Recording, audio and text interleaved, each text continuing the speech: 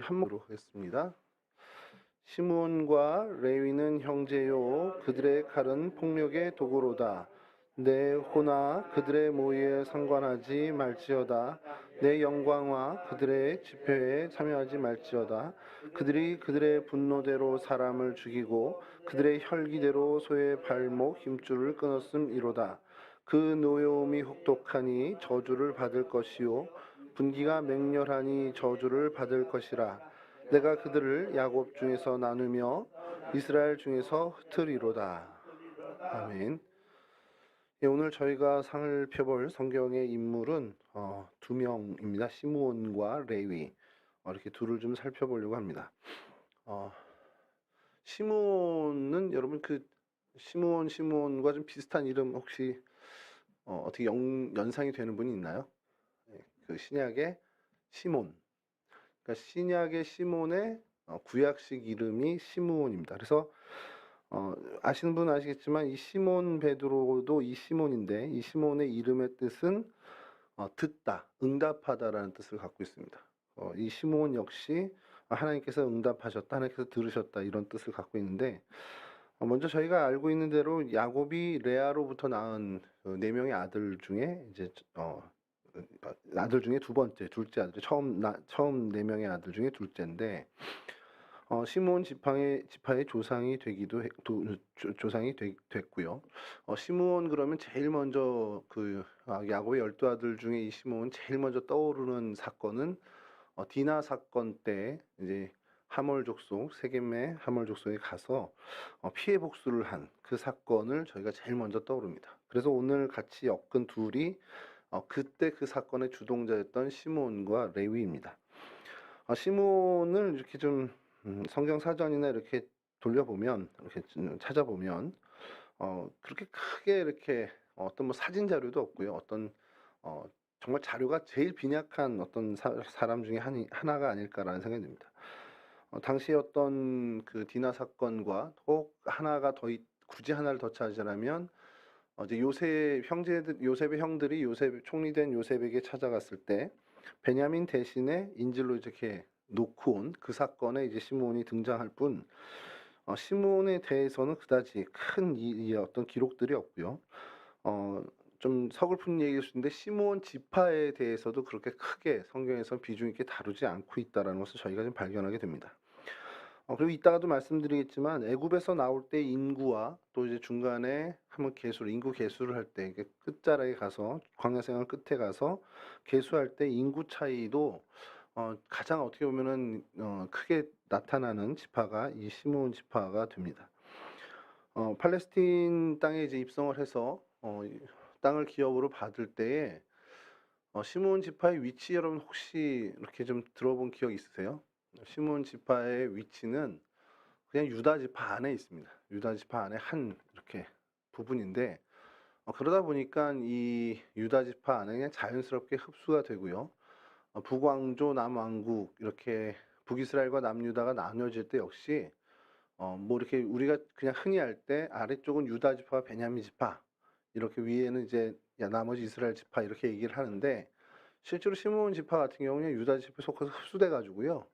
그 나눠질 때쯤에는 뭐 지파로서의 어떤 명맥을 유지하지 못하는 그런 좀 서글픈 그런 모습을 가진 지파입니다. 히스기야 시대에 잠깐 이제 언급이 됩니다. 후손의 일부가 마온 지역에 정착한 그런 어떤 모습이 역대상 4장에 조금 나오고요. 그렇게 좀 어떻게 보면 12아들 그리고 12지파 총 이제 뭐 지파 개수를 해서 13개 지파 중에 가장 어떻게 보면 뭐 언급도 별로 없고 뭐 별렇게 좀 비중 있게 다뤄지는 것도 없고 심지어 뭐 단지파보다도 어떻게 보면 좀 서글픈 서운함을 가질 만한 그런 지파입니다.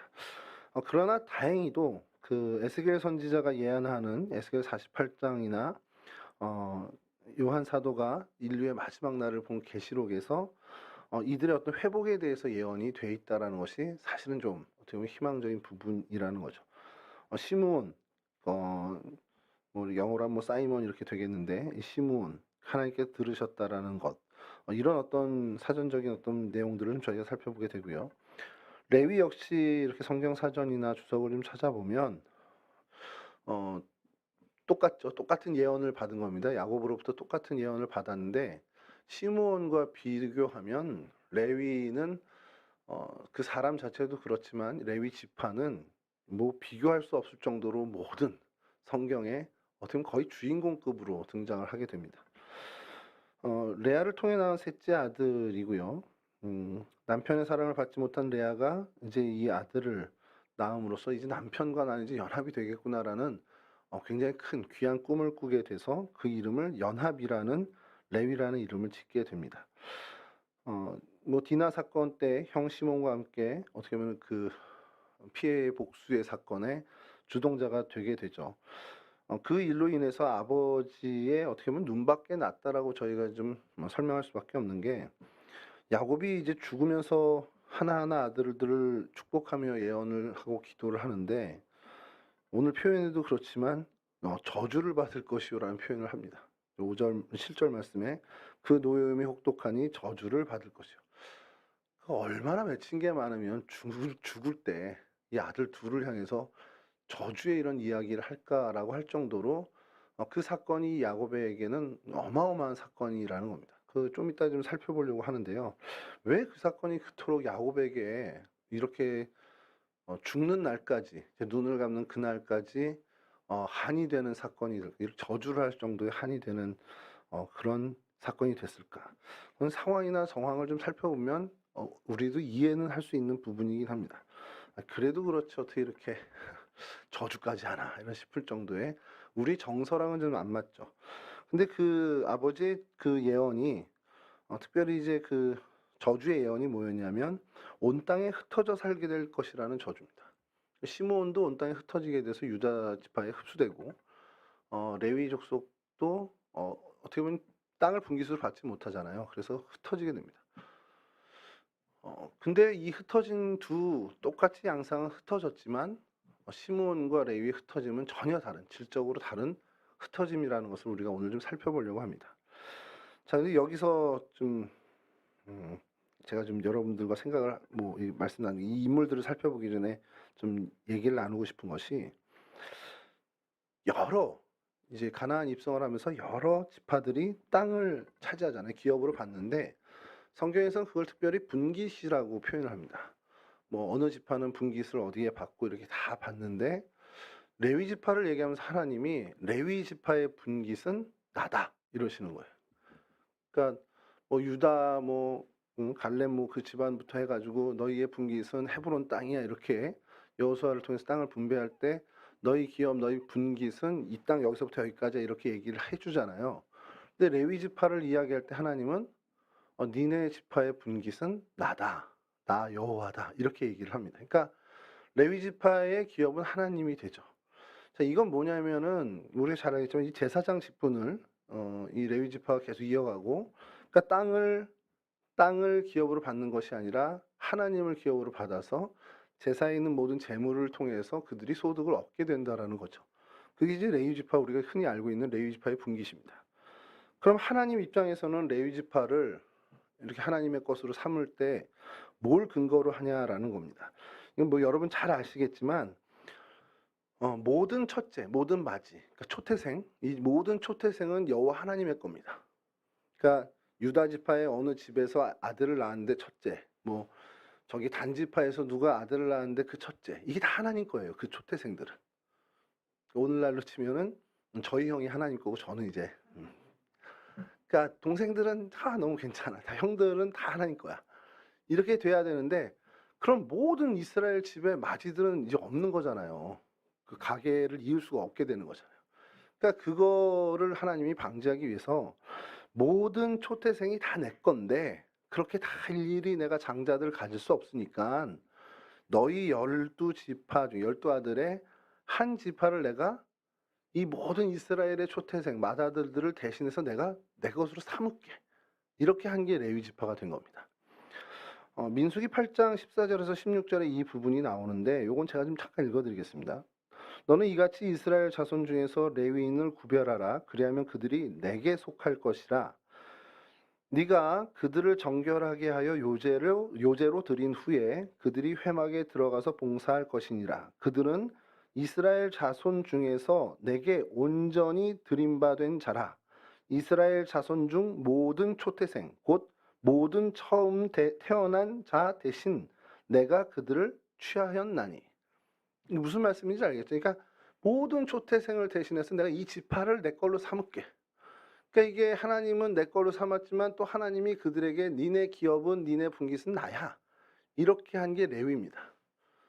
이게 굉장히 어떻게 보면 큰 축복이고요. 인간적인 시점으로 본다면 쟤네들은 세상에서 누릴 게 하나도 없네. 이렇게 될 수 있다라는 겁니다. 땅이 없잖아요, 여러분. 뭐 거할 땅이 없어서 다 흩어집니다. 지도를 제가 좀 보여드리고 싶었는데 이게 아무리 이렇게 해도 이게 안 나와서 나중에 좀 이거는 뭐 유인물로 드리고. 그러니까 이스라엘 전역으로 48개 성읍을 받아요. 그중에 이제 도피성도 포함되어 있는데 그 성읍이 이제 레위인들 건데 모여 살지부터 다 흩어진 겁니다. 야곱의 저주, 뭐 그 야곱의 마지막 기도처럼 흩어지게 되죠. 그런데 어쨌든 그 흩어진 것이 기업이 없지만 하나님의 것이 되고 하나님도 그들의 것이 된, 이런 어떻게 보면 굉장히 의미 있는 지파가 된단 말이죠. 근데 여기서 여러분 질문이 생겨날 거예요. 아니 야곱의 아들이 그렇게 많은데 뭐 요셉이 둘로 나눠서 에브라임 므낫세로 나눠졌다 해도 13명이나 있는데 그 중에 왜 레위지? 이 생각 해보신 적 없나요? 제 신학교 때부터 제일 궁금했던 게 뭐예요? 그냥 태어난 순서대로 해도 루벤이 있을 거고, 근데 뭐 루벤은 이제 우리 다음 주에 살펴보겠지만 루벤은 아주 혁혁하고 드러난 그 아버지 야곱이 볼 때 엄청난 잘못을 했단 말이에요. 그러니까 아니죠. 그 하나님 보시기에도 아니고. 루벤은 아니면 나머지 그 아들 중에서 유다도 있고 그렇잖아요. 뭐 이렇게 잘 되는 어떤 그런 걸로만 보면 요셉도 있고, 요셉의 뭐 아들 뭐 에브라임이나 므낫세 중에 하나를 하셔도 될 텐데 왜 밑도 끝도 없이 이 레위일까? 어릴 때 그냥 생각은 이름 자체가 연합이잖아, 이런 생각으로 하나님과 사람의 연합 뭐 이런 생각을 했어요. 말도 안 되는 거죠. 이게 제 혼자 상상인데. 여러분 왜 레위일까라는 생각 해보신 적 없나요? 왜 하필이면 레위야? 그 성경을 뒤져보면 이래서 레위야라고 하는 건 없지만 하나님이 좀 그래도 명백하게 어느 정도 좀 우리가 이래서 레위구나라고 할 수 있게끔 하나님이 밝혀주시는 것이 있습니다. 이것도 그냥 제가 좀 읽어드릴게요. 출애굽기 32장의 내용인데요. 25절부터 이렇게 이야기했는데 이게 배경이 뭐냐면 금송아지 사건 이후에요. 바로 직후에 모세가 본즉 백성이 방자하니 이는 아론이 그들을 방자하게 하여 원수에게 조롱거리가 되게 하였습니다. 이에 모세가 진 문에 서서 이르되 누구든지 여호와의 편에 있는 자는 내게로 나아오라 하매 레위 자손이 다 모여 그에게로 가는지라. 모세가 그들에게 이르되 이스라엘의 하나님 여호와께서 이렇게 말씀하시기를 너희는 각각 허리에 칼을 차고 진 이문에서 저문까지 왕래하며 각 사람의 그 형제를 각 사람이 자기의 친구를 각 사람이 자기의 이웃을 죽이라 하셨느니라. 레위 자손이 모세의 말대로 행하매 이날에 백성 중에 3,000명 가량이 죽임을 당하니라. 모세가 이르되 각 사람이 자기의 아들과 자기의 형제를 쳤으니 오늘 여호와께 헌신하게 되었느니라. 그가 오늘 너희에게 복을 내리시리라. 자, 금송아지 사건이 벌어지고 모세가 이 사건으로 인해서 하나님의 뜻을 전하는데 야 이제 여기서 모르겠다. 이제 하나님 편에 설 자들은 나와라. 그러면서 이제 모세 쪽으로 오라고 했을 때에 레위 지파만 갑니다. 그리고 온 진을 다니면서 금송아지 숭배에 관련된 자들을 3,000명가량 도륙이란 표현도 그렇고 학살을 하게 되죠. 그리고 그것이 이제 하나님의 진노를 대신하게 된 거라는 겁니다. 자, 누구든지 여호와의 편에 있는 자는 다 내게로 나아오라 하매 레위 자손이 다 모여 그에게 가는지라. 이거 성경학자들의 주석을 보면요, 뭐 주석을 볼 것도 없습니다. 내용을 앞뒤 쭉 읽어보면 레위 지파만 이 금송아지 사건에서 어떻게 보면 우상 숭배를 하지 않은 지파로 나옵니다. 여러분 이게 굉장히 큰 핵심이 돼요. 왜 그러냐? 하나님의 어떤 그 거룩한 제사를 담당하는 성결한 사람, 어떤 그 역할을 해야 되는데 우상 숭배에 있어서 어쨌든 어떻게 보면은 더럽혀지지 않은 지파를 하나님이 고른 그 지파가 레위 지파였다라는 겁니다. 그래서 그 지파에게 하나님께서 하나님의 그 제사장 직분을 맡기게 되는데, 이것이 한 번 더 반복되는 것이 민수기에 나옵니다. 이거는 좀 비슷한 사건인데 바알보올 사건입니다. 이것도 우상 숭배 사건이죠. 민수기 25장 10절부터 13절, 요것도 제가 좀 읽어드리면, 여호와께서 모세에게 말씀하여 이르시되 제사장 아론의 손자 엘르아살의 아들 비느하스가 내 질투심으로 질투하여 이스라엘 자손 중에서 내 노를 돌이켜서 내 질투심으로 그들을 소멸하지 않게 하였도다. 그러므로 말하라, 내가 그에게 내 평화의 언약을 주리니 그와 그의 후손에게 영원한 제사장 직분의 언약이라. 그가 그의 하나님을 위하여 질투하여 이스라엘 자손을 속죄하였음이니라. 바알 보올 때죠. 그러니까 전에 우리가 한번 발람을 한번 저희가 성경 인물을 이야기할 때 발람의 계략이라고 이 성경에서 표현하는 걸로 봐서 이건 분명히 발람이 이스라엘을 저주를 못 하잖아요. 거기서 저주를 발락 왕의 어떤 부탁에 저주를 못 하지만 이 성경에서 이후에 발람에 대해서 계속 안 좋게 얘기하고 발람의 계략에 의해서 이스라엘이 우상 숭배하고 더럽혀졌다는 표현을 계속 쓰는 걸로 봐서 발람이 아무래도 이런 계략을 이스라엘 백성들이 무너진 계략을 어떻게 보면 줬을 거다라는 것을 우리가 추정하고, 그로 인해서 바알볼에서 이스라엘 백성들이 우상 숭배하고 뭐 어떻게 보면 간음하면서 굉장히 타락을 하게 됐을 때, 이 오늘 등장하는 비느하스가 창을 뚫어서 간통하는 남자와 여자의 등부터 배까지 찔러버리는 사건이 나옵니다. 근데 그때 갑자기 이 비느하스가 돌진해서 그렇게 하거든요. 누구의 명령을 받은 것이 아니라. 근데 그것을 보고서 하나님이 이처럼 말씀하신 겁니다. 이 비느하스가 내가 질투한 이 질투심, 그러니까 내 마음을 가지고 그렇게 우상 숭배, 간음하는 더럽혀진 이스라엘 백성을 이렇게 처단했다. 그래서 내가 너희가 소멸될 것을 비느하스가 막았다라고 인정해 준다라는 거예요. 그러면서 세우신 게 여기서 영원한 제사장 직분의 언약을 하나님께서 직접 이야기하십니다. 그러니까 금송아지 사건이나 바알볼 사건을 통해서 하나님께서 이 레위 지파를 어떻게 보면은 하나님의 초태생을 대신한 모든 하나님의 분깃으로 삼고 그들에겐 하나님 자신이 분깃이 되어줬다라는 것을 이렇게 다 분리되어 있지만 저희가 살펴보면, 아 그래, 밑도 끝도 없이 셋째가 된 게 아니라 이러한 어떤 모든 것들을 하나님이 보시고 레위 지파를 가장 적절하게 여기셨구나라는 것을 저희가 보게 된다는 것이죠. 그러다 보니까 그것이 야곱의 어떻게 보면은 예언이 시간상으로는 제일 앞이지만 흩어진 그런 것들이 저주가 되면서 동시에 어떻게 보면 복으로 바뀌게 된 굉장히 어떻게 보면은 다행스러운 지파의 모습을 저희가 보게 된다라는 겁니다. 자, 요게 이제 시몬과 레위에 대해 사전에 저희가 좀 볼 만한 것, 이야기해 볼 만한 것이고요. 시몬과 레위 보면 뭐 인적사항은 잘 알듯이 야곱과 레아 사이에서 태어난 둘째 아들, 셋째 아들입니다. 시몬의 뜻을 말씀드린 것처럼 들으셨다, 하나님께서 응답하셨다라는 뜻을 갖고 있고, 레위의 뜻은 연합이라는 뜻을 갖고 있습니다. 그런데 이 레위가 137세까지 산 것이 참 어떻게 보면 유일하게 아들 중에 이렇게 나오게 되죠.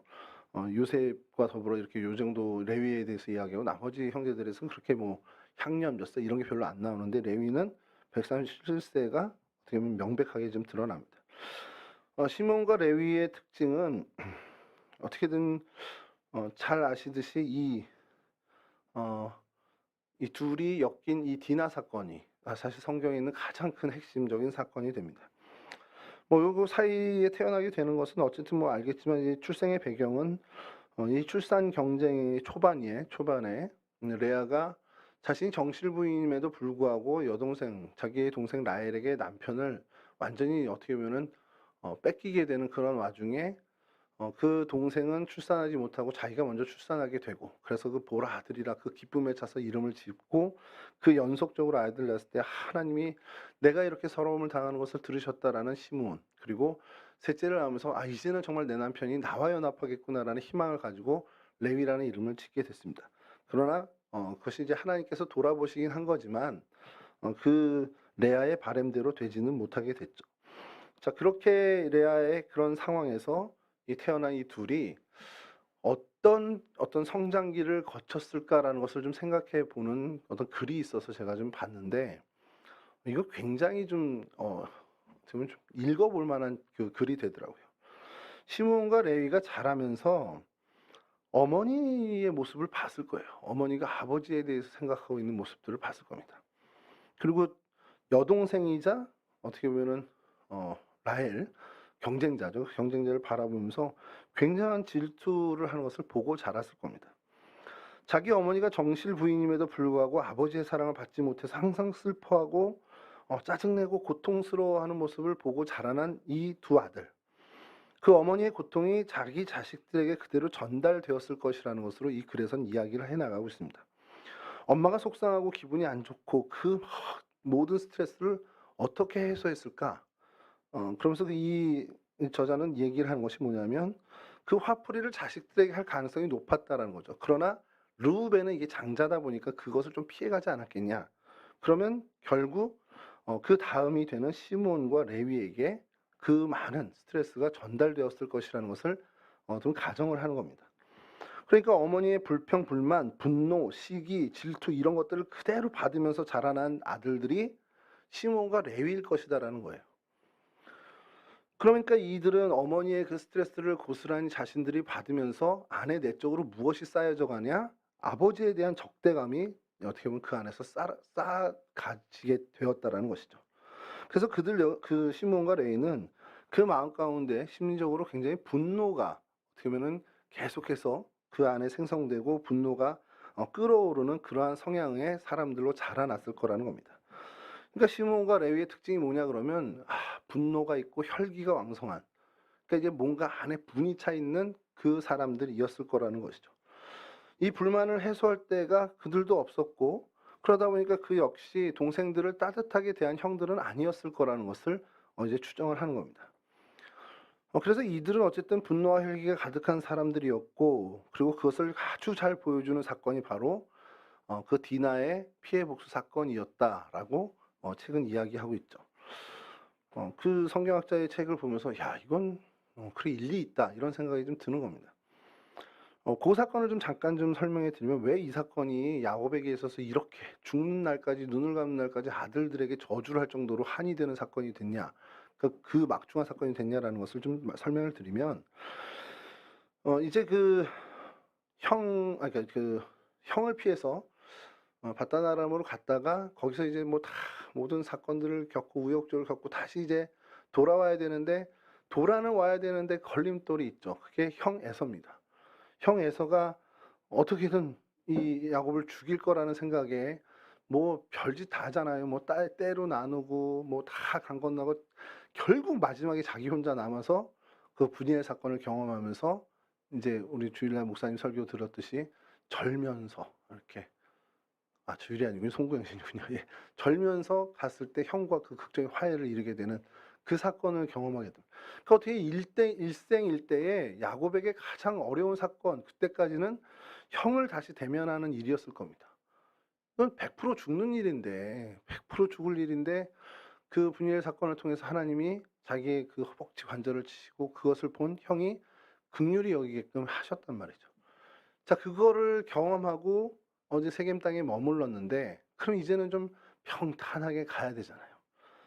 근데 그 디나, 레아를 통해서 낳은 딸인데, 이 디나가 그 동네에 놀러 나갔다가 이 세겜 땅 하몬을 추장의 아들 세겜에게 어떻게 보면은 몹쓸 짓을 당하고 돌아오게 됩니다. 자, 그런데 어떻게 보면 다행인 것이, 그들이 와서 이 추장의 세겜이 와서 결혼을 하자. 이 하몰이 우리 집안과 야곱의 집안, 당신의 가문이 같이 결혼해서 좋은 관계를 맺고 살자라고, 어떻게 보면 자신들의 잘못에 대한 굉장한 대가를 어떻게 보면 좀 풀 수 있는 방법을 가지고 왔단 말입니다.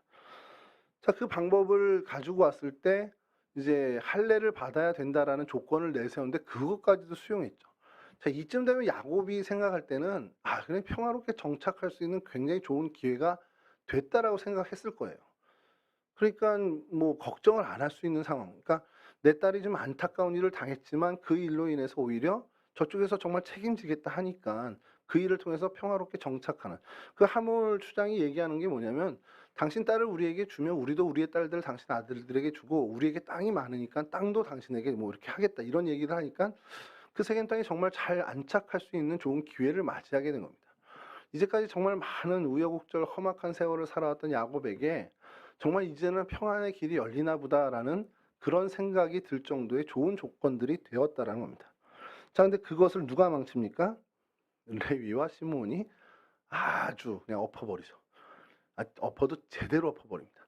가서 디나 사건의 어떤 당사자였던 주동자였던 아니면 그 오늘날로 좀 피의자, 용의자가 되는 여성만 처단하고 오면 될 일일 수도 있는데 어떻게 합니까? 그 족속의 모든 남자들을 다 죽이고 옵니다. 그 할례를 통해서 어떻게 꾸민 거죠. 이게 왜 무슨 이거를 이런 일을 벌이고 돌아왔을 때 아버지가 시몬과 레위에게 엄청난 얘기를 하는데 이 시몬과 레위의 반발을 보면 우리가 아까 그 성경학자가 얘기한 것 아버지에 대한 적개심과 분노가 차있던 사람들이라는 것을 얼핏 볼 수 있는 것이 그 우리 동생이 이런 일을 당했는데 가만히 있는 게 맞습니까? 그래서 아버지에게 대들잖아요. 그런 모습을 이제 보는데 이게 왜 야곱에게 큰 문제가 될까? 일전에도 한번 저희가 뭐 한번 들었거나 나눴던 얘기일 수 있는데 그 땅에 이제 새로 굴러온 돌입니다. 야곱의 집안은 굴러온 돌이면 이웃에 있는 많은 족속들이 계속해서 경계의 눈으로 볼 수밖에 없어요. 쟤네들이 어떤 족속이지? 어떤 집안이지? 계속 뭐 아직 국가가 되는 그런 아니고 부족 정도 되는 거니까 우리에게 위험 요소다 아니다가 제일 중요한 겁니다. 얘네 굴러온 돌들인데 그냥 우리랑 더불어 살만하네 그러면 그냥 어떻게 보면 관망하는 정도로 놔둘 수 있는데 야 이거 위험 요소야 그러면 부족들이 연합을 해서 쫓아내거나 아니면 멸절을 시키죠. 그게 당시 어떻게 보면은 그 시대의 문화, 시대의 어떤 그 모습이었다라는 겁니다. 야곱은 이것을 모를 리가 없어요. 굴러온 돌을 세겜 땅에 내가 이제 정착하게 된 신흥 족속이고 사실 야곱의 족속이 그렇게 뭐 개인적으로는 어떤 부유한 그런 모습일 수 있지만 어떤 부족 국가의 어떤 부족 연맹 정도로 본다면 아주 그렇게 왕성한 그런 입장은 아니었습니다. 그때까지만 해도. 자, 그런데 이 사건이 터졌으니 위험한 집안, 위험한 족속임은 만천하에 드러난 거죠. 자, 그럼 이 감의 수수는 뭐겠습니까? 모든 부족들이 위험을 감지하고 연합해서 이 야곱의 족속들, 아들들 모두를 죽이러 올 것이 명백합니다. 그러니 야곱에게서는 이거는 형 에서를 만나러 오던 그때 이상의 위기감을 가질 수밖에 없는 사건이 됩니다. 그만큼 엄청난 일을 이 시몬과 레이가 그 불같은 성격으로 엎어버린 거죠. 앞뒤 안 가리고 앞뒤 생각 없이 그렇게 해버린 거라는 겁니다.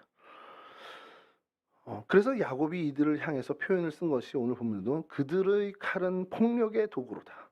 그들이 그들의 분노대로 사람을 죽이고 그들의 혈기대로 소의 발목 힘줄을 끊었음이로다. 이렇게 이 얘기를 하는 거죠. 다행히 이건 뭐 나중에 우리가 뭐 야곱을 그때 다룰 때 했긴 했는데 야곱에게 있어서 이 일은 어떻게 보면 하나님의 관계에 있어서 순기능의 역할을 하긴 합니다. 그때까지 그는 그냥 그 세겜 땅에 정착해서 적당히 하나님께 예배하고 그냥 하나님과의 약속을 지켰다라고 이제 생각하고 있었는데 이 일을 계기로 그가 잊었던 하나님과의 약속을 완전하게 깨닫고 베델로 올라가서 온 장신구들을 다 버리고 온 집안 식구들 다 해서 베델로 올라가서 엘베델이라는 제단을 쌓게 되죠. 그래서 하나님과 약속했던 정말 그 원래의 약속을 지키게 되는 계기가 되긴 합니다. 이제 그것은 이제 하나님이 이런 어떤 악조건을 이제 하나님과의 관계에 좋은 기회로 삼게 해주신 하나님의 은혜고 레위와 시므온이 행한 일은 그 나름대로 분노와 혈기를 조절하지 못한 어떤 그 관점에서 또 한번 봐야 된다는 것이죠. 오늘은 또 시므온과 레위를 우리가 살피니까 그 관점에서 보는 겁니다.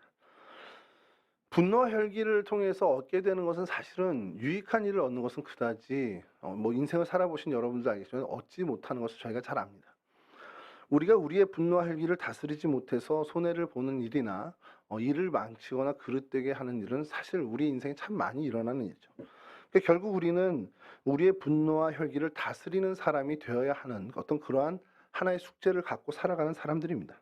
이 분노와 혈기를 그 에너지를 다른 곳으로 돌려 사용하는 지혜를 가져야 하는 것이 우리 크리스찬들이라는 것이죠.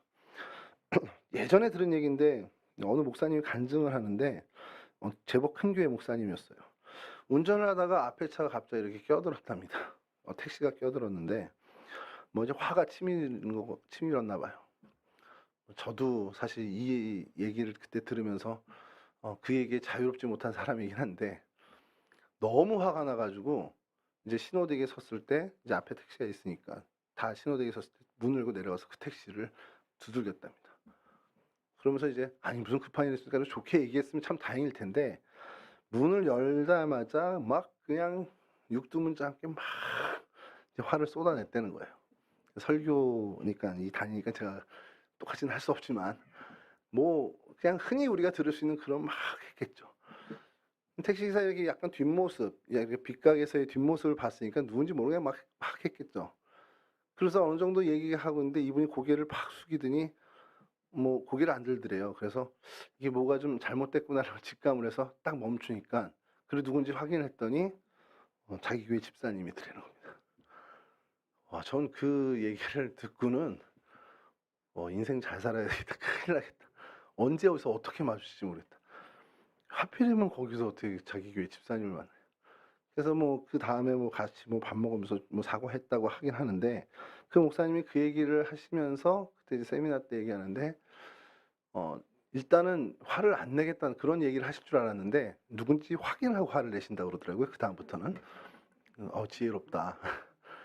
근데 이제 저희는 한 걸음 더 나가서 물어봐야죠. 뭐 혹시 급하신 일이 있었습니까? 아니면 제가 뭐 선생님한테 잘못한 게 있나요? 라고 먼저 물어보면은 좋을 것 같아서. 저도 예전에 그 이야기를 들은 이후에 고대 저희 지금 공사하는데 앞으로 확 하나가 껴들어 가지고 제가 한참 이제 앞으로 간 다음에 이제 여쭤봤어요. 그랬더니 아저씨 제가 뭐 혹시 실수한 거 있나요? 그랬더니 미안하다고. 그렇게 얘기하니까 그분도 그러더라고요. 내가 급하게 차선 변경하는데 비상등 켜는 걸 깜빡했다고 이제 그 얘기해서 예 알겠습니다. 조심운전하시라고 이렇게 헤어진 적이 있는데 그 얘기를 저도 안 들었으면 바로 욕을 했을 것 같아요. 내려 가지고. 어쨌든 크리스찬들에게 이 분노와 혈기를 조절하는 것은 굉장히 중요하다라는 것. 뭐 이 얘기를 하시면 뭐 저를 잘 아시는 분들은 "아유 강호준 목사 당신이나 좀 잘하지." 얘기하실 거예요. 왜냐면 우리 태아바홀 건축할 때 제가 이 주변 분들하고 많이 싸웠거든요. 어 우리 소장님이 안 해 주시더라고요. 김대곤 소장님이 좀 대신 싸워 줄 줄 알았는데 안 싸워 주더라고요. 그래서 제가 가 가지고 막 "이거 이렇지 않습니까?" 그러고 막 한 두 차례 정도 이렇게 좀 언성을 높인 적이 있는데 그분들이 이제 저를 알죠. "아유 저기 부목사 성질 더러워." 뭐 이렇게 동성교회에서 부목사는 성질 더럽다가 이제 다 뭐 퍼졌을지 모르겠는데 여하튼 그것이 우리에게 득이 되는 것보다는 실이 되는 게 많다라는 걸 우리는 항상 생각해야 된다라는 것이고 그래서 잠언에서도 계속해서 그 얘기하죠. 잠언 16장 32절이 제가 굉장히 좋아하는 말씀인데 좀 읽어드리면 노하기를 더디하는 자는 용사보다 낫고 자기의 마음을 다스린 자는 성을 빼앗는 자보다 나으니라. 용사나 성을 차지하는 사람보다 나은 사람은 스스로를 조절할 수 있는 사람이라는 거. 그것을 우리가 이 시므온과 레위를 보면서 좀 얻어야 할 교훈, 중대한 교훈 중에 하나라는 겁니다.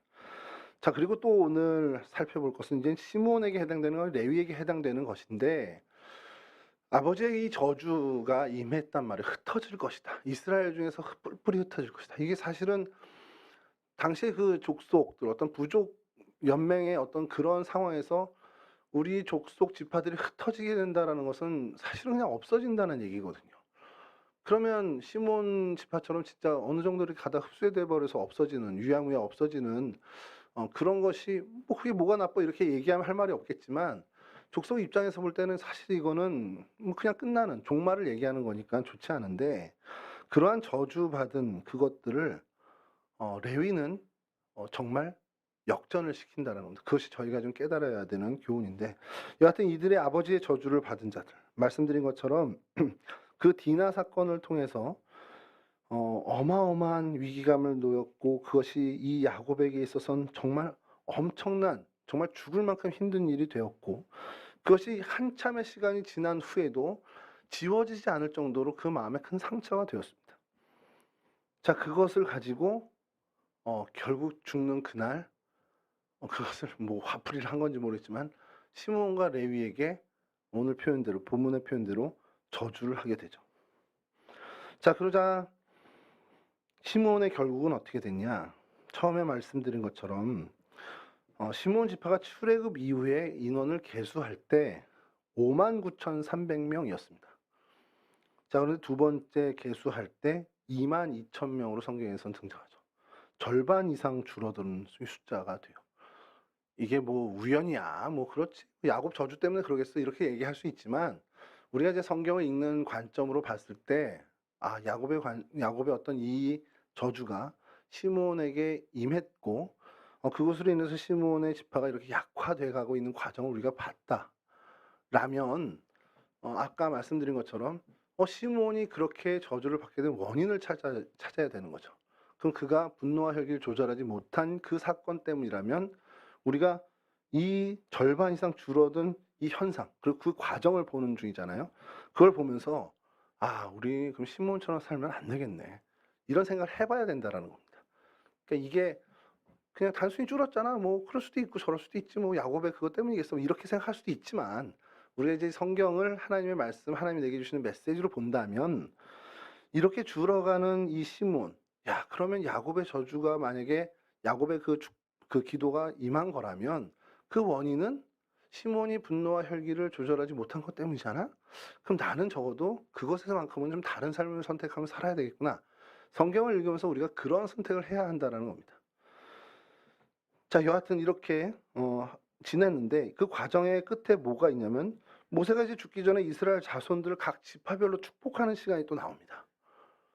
야곱이 축복하는 것과 비슷하게 모세가 축복을 하는데 거기에요, 여러분, 시므온 지파만 빠지고 언급이 안 됩니다.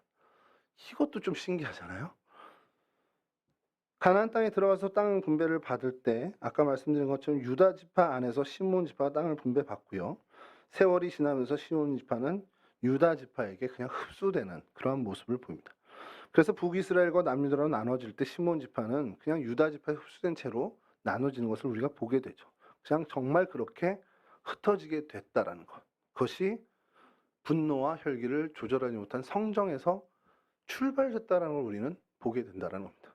자, 시므온의 결국은 그랬고요. 레위의 결국은 똑같은 모양, 겉으로 보면 똑같은 모습인데 결이 좀 달랐다는 거. 레위도 흩어진 지파가 됐습니다. 레위 지파는 땅을 분기수로 받지 못하게 된 거, 아주 명백하게 못하게 됐죠. 가나안 땅에 들어갔을 때 각 지파에 흩어져 살아서 제사장 직분을 감당하게 됐습니다. 굉장히 좋은 어떻게 보면 역할을 하는 거지만 역시나 이 땅의 이 세상의 관점으로 본다면 기업이 하나도 없는 지파가 된 건 맞습니다. 어떤 한 지역을 분배받은 것이 아니라 이스라엘 그 11지파에 흩어져서 어떻게 보면은 한 성읍씩 뭐 한 지파당 뭐 3성읍이나 4성읍 정도인데 그 성읍에서 그냥 이렇게 명맥을 유지하면서 사는 그런 흩어진 지파가 됩니다. 자, 근데 이 레위는 흩어졌음에도 불구하고 흩어짐의 이 저주가 축복으로 바뀌게 됐다라는 거죠. 아까 말씀드린 것처럼 왜 그렇게 됐냐? 분노와 혈기를 조절하지 못해서 이렇게 흩어지는 어떻게 보면 저주를 받게 된 지파이지만 그들은 고비고비 때마다 광야의 금송아지 사건이나 부올 세바 사건이나 그런 어떤 중대한 사건 있을 때마다 그들은 각성을 했는지 모르지만 그 조상 레위의 어떤 모습을 반면교사로 삼아서 그런지 모르지만 정말 바른 하나님의 편에 서는 데에 탁월함을 가지게 됐다는 겁니다. 아까 그 말씀드린 출애굽 32장 26절 요거는 좀 한번 띄워줘 보시죠. 이에 모세가 진문에 서서 이르되 누구든지 여호와의 편에 있는 자는 내게로 나아오라 하매, 여기가 중요하죠. 레위 자손이 다 모여 그에게로 가는지라. 저주받고 이제 흩어져야 될 운명의 지파인데 이 사건 때 하나님의 편에 서는데 어쨌든 간 유일한 지파로 서게 된다는 겁니다. 레위가 야곱 저주 이후에 어떻게 살았는지는 레위 자체로는 잘 모르겠습니다. 뭐 어디 나오지 않지만. 근데 하나님은 레위 지파를 통해서 이 제사장 직분을 감당하게 하셨는데 그 이유가 여기서부터 출발했다는 겁니다. 하나님의 편에 선 것으로부터. 분노와 혈기를 조절하지 못해서 어떻게 보면 흩어지는 운명을 가질 수밖에 없었지만 그 와중에 그냥 낙망하고 그 운명대로 흩어져 살면서 유야무야 없어지는 지파로 남는 것이 아니라 다시 한번 하나님 앞에 기회를 얻고 각성하고 하나님 편에 서는데 어쨌든 최선을 다한 그 삶의 자세, 그러한 모습으로 인해서 그 지파는 이 흩어짐의 저주가 오히려 축복으로 바뀌게 되는 어떻게 보면 굉장히 멋진 모습을 보여주게 된다는 거죠. 우리가 이 인생을 살면서 실수할 수 있습니다. 우리가 정말 어떤 실수로 인해서 그것으로 인해서 우리가 좀 뭔가 곤욕을 당하고 망가지고 망쳐지는 그 결과를 얻을 수밖에 없는 그런 상황에 처할 수도 분명히 있습니다. 그런 우리 크리스찬이지만 그런 실수를 할 수 있겠죠. 우리 조절하는 모든 것들 실패로 인해서. 그러나 그 모든 상황들을 하나님 편에 서서 하나님께 매달린다면 그것은 돌이켜질 수 있는 것이 된다는 것을 우리가 이 레위를 보면서 깨달아야 한다는 것이죠. 에휴, 이미 틀렸어. 이번 생은 끝났어. 난 틀렸으니까 먼저 가. 이게 아니라, 이런 자세가 우리의 자세가 아니라, 내가 정말 지금 많은 실수가 있어서 뭔가 잘못이 있어서 지금 내 상황과 형편과 앞으로의 희망도 없어 보인다 할지라도 그러한 모든 상황과 여건을 뒤집을 수 있는 단 하나의 방법, 하나님 편에 서는 것, 하나님께 가까이 나아가는 것, 하나님을 의지하는 것, 이것이 우리에게 기회로 주어졌다는 것을 우리가 잊지 말아야 한다는 겁니다. 오늘 시므온과 레위를 보면서 저희가 깨달아야 하는 중대한 교훈이 바로 이거라는 겁니다. 분노와 혈기를 어떻게든 우리가 조절하기 위해서 하나님과 씨름하고 그것으로 인해서 우리의 상황이 어그러지지 않도록 노력하는 것. 그러나 우리가 실수하고 뭔가 잘못으로 인해서 혹 그런 것들을 놓친다 할지라도 포기할 것이 아니라 다시 한번 하나님께 나아가 하나님 편에 서고 하나님 편에 하나님을 즐겁게 하고 하나님의 마음을 기쁘게 하는 삶을 정말 노력해 선택하는 것으로 인해서 우리에게 임할 좋지 않은 것들을 다시 한번 선한 축복의 것으로 바꿀 수 있는 기회가 우리에게 있다라는 것을 우리가 놓치지 말아야 한다는 것이죠. 나를 낮추고 나를 계속 겸비해서 악에서 떠나 하나님 편에 계속 서는 그 훈련, 하나님을 계속 의지하는 그것으로 인해서 사실 우리의 축복의 삶은 다시금 주어질 수 있다는 것을 잊지 않았으면 좋겠습니다. 과거의 허물이 오히려 양약이 되어서 우리에게 하나님의 복으로 변하게 되는 그것을 우리는 이제까지 경험해 왔다라는 겁니다. 앞으로도 혹 그러한 일들이 어떻게 우리에게 그런 일이 안 주어지면 제일 좋지만 주어진다 할지라도 그것을 우리는 축복으로 바꿀 수 있는 능력이 있는 크리스찬들이라는 것을 잊지 마시고 늘 하나님 편에 서서 하나님을 더욱더 붙잡는 그러한 삶의 모습으로 나아가는 저와 여러분들이 되실 수 있기를 주님의 이름으로 간절히 축원합니다. 우리 찬송 한 장 같이 부르겠습니다. 430장입니다.